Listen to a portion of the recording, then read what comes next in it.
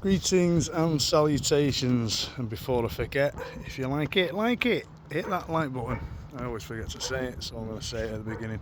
Anyway, roofs, yes, we've just kind of finished this one. This is the existing tiles that came off another part of the building that we knocked down, and we've matched it all up, same as using the ridge tiles, the existing ones. So what we've done is, I think I've done a video on this before, but I just love it. It's absolutely brilliant, so easy to work with.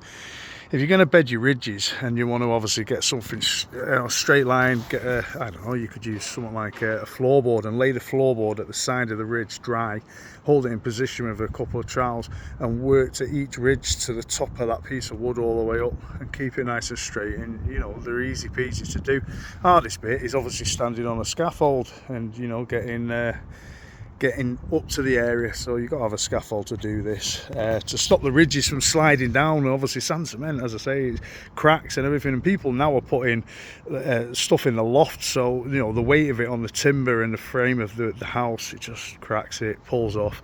This Flexim is absolutely brilliant, it goes off like a hard rubber and it's so easy to lay, and if you're in the rain you can just stop and obviously carry on when it's dry enough and safe enough to do so.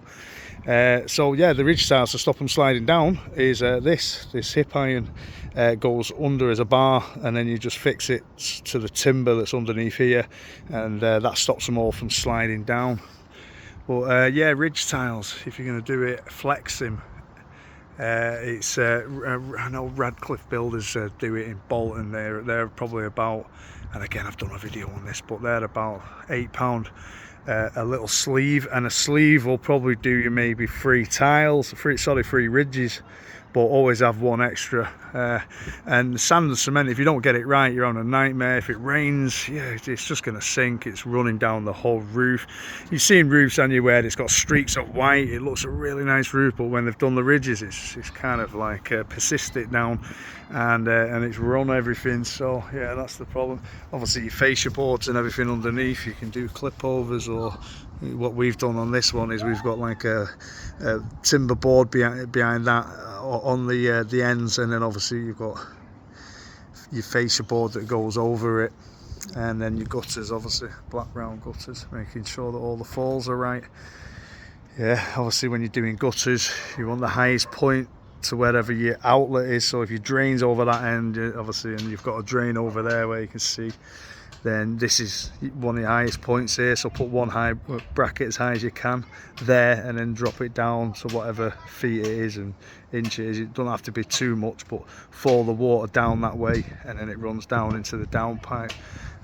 Easiest way to put these on is put this one on high as you can first, go over to the other very end where the running outlet is, put another one, and as I say, that one will be slightly lower, won't it, to this. You can measure it off your fascia board, as long as your fascia board is nice and straight and level, and if it is level, then you can take the measurement there, drop it down here from whatever the measurement is. I don't know, let's say it's an inch or something, but you know, and then put a line. Oh, get my finger out. Oi, geezer. Get your bracket and get a string line, and then attach it underneath the bracket there, and underneath one over there. Pull it nice and tight, and then just lay each one of these brackets just to that line and put 2 screws in it, making sure that if you do have a union, which is a connector, dropping it, a connector that goes gutter to gutter, it's called a union, then make sure you screw that up as well, because that can act as one of your brackets. Nearly done on this one. We're kind of just got silicone up the windows and things, but the roof, happy times. This is if I can get up there, I might do it quick if we can. There we go.